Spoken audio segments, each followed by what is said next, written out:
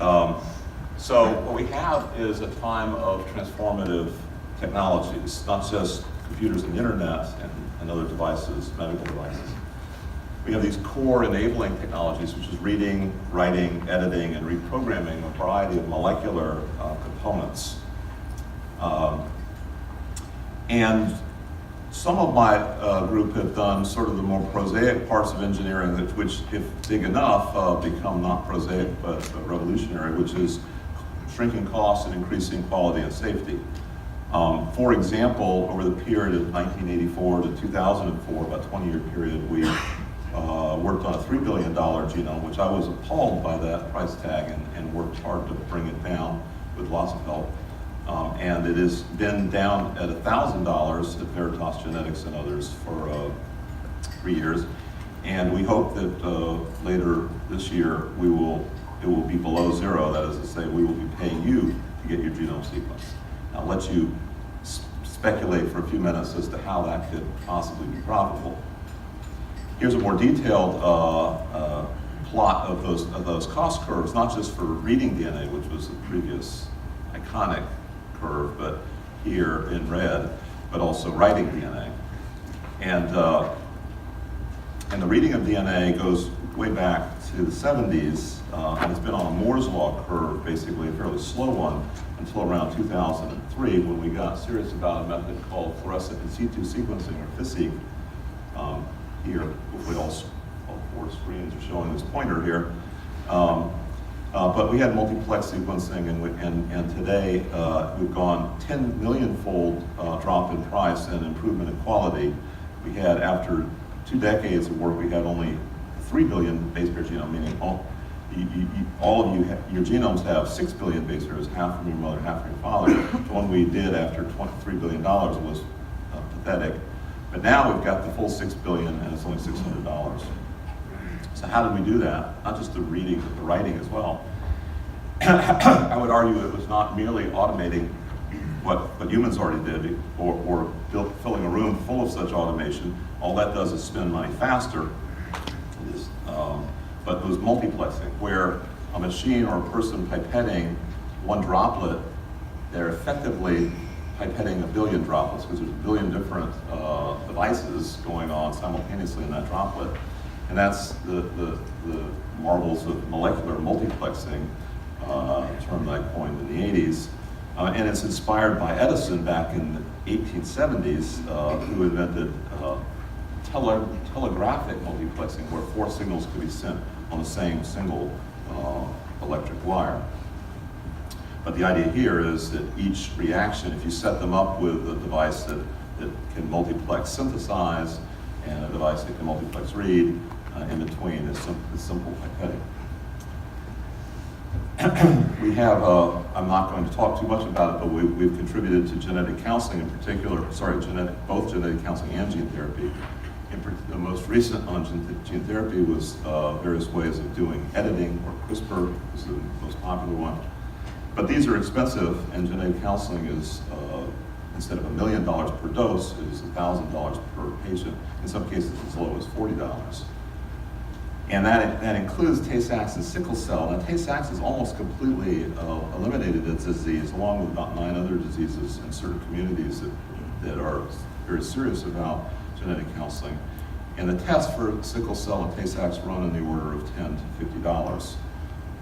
And these are very severe in the homozygous state, and need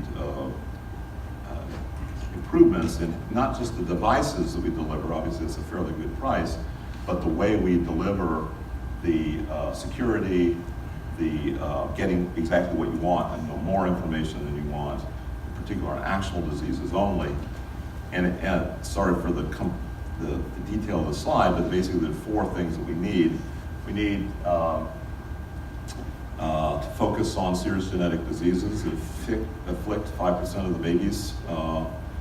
This can be done, it's typically done in a way that puts embryos at risk, but it can be done and is done premaritally via matchmaking. For example, the organization Dor Yeshorim does this, and they do it without stigmatization, without you knowing who is a carrier, an unaffected carrier, but nevertheless possibly stigmatizing.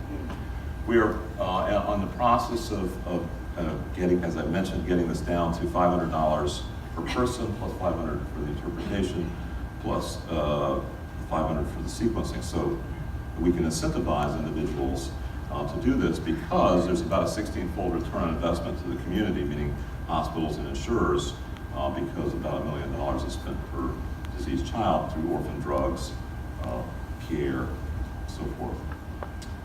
We're trying to make this secure and destigmatizing, broadening the Doria Shorum model using encryption and blockchain technology, such that no one needs to know the carrier status of themselves or anybody else unless they choose to. And this can not only be used for its matchmaking, but also for research. We need a better way of doing research. I'll tell you the state of the art for research right now. In fact, the world's only open access system for sharing data and cells is, and this includes all the medical device data that we get, is this Personal Genome Project, which we started in 2005 at a time where it was considered very unlikely, but now it is so likely that it is now approved by ethics committees in the United States, Canada, United Kingdom, Austria, Korea, and China. And it includes not just genomic data, but various other omics and whole organism levels. This is like brain scan, fMRI. This happens to be my brain. I'm eating my own dog food. I'm in this genome project. You can find my data online. And these are virtual slices, not actual slices of my brain.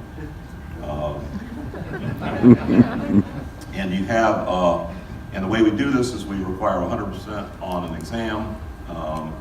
So in a certain sense, people are educated as they're taking the exam or just before. And this is very important because there's really probably not that much information out there readily available for what the risks and benefits are for genomics. In fact, I'll just do an audience participation here. How many people here have their whole genome, not just a few single nucleotide polymorphisms, or even know what I'm talking about? How many people have their whole genome sequence? Okay, so that's pretty typical. I mean, this well-educated, well-heeled populations have less than 1%, much less.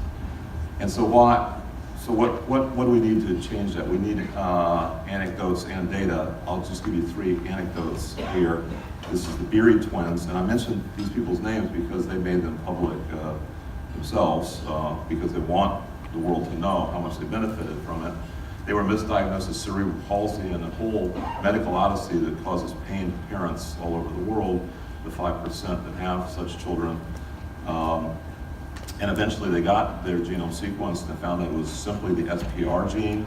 And in this particular case, 2 over-the-counter nutritional supplements. I have no idea why these are on the shelves because I don't think anybody here needs these 2 drugs, DOPA and HTP. But for these 2 kids, this is all they need. And the last time I saw them, they were healthy, engaged, happy teenagers. I realize that's not normal, but they were seemed pretty healthy. So, second example is John Lauerman, who was working for Bloomberg at the time he volunteered for our Personal Genome Project. He was basically healthy, but he did have scotomas, little dots in the retina and leg pain, and had done what was stood for genetics at the time, which was to guess the gene. They got 20,000 genes, just guess one, and they guessed factor V Leiden, and that was not it, and then they stopped. But when he came on our project, we sequenced the entire genome without guessing and found it was the JAK2 gene that was his problem, and so he's on aspirin. Now, those over-the-counter nutritional and aspirin seem like very easy fixes, but let's talk about a harder one and a more well-known one, which is Angelina Jolie. I think some people misunderstand this story.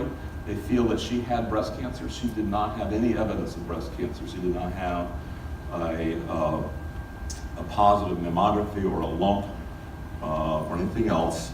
She had a DNA predisposition. So her genome indicated she had a BRCA1 allele, and so preventatively, her physicians recommended changing her 87% chance of breast and ovarian cancer to a 5% chance via preventative surgery. That's not something you do lightly, but it is something we're increasingly confident in doing.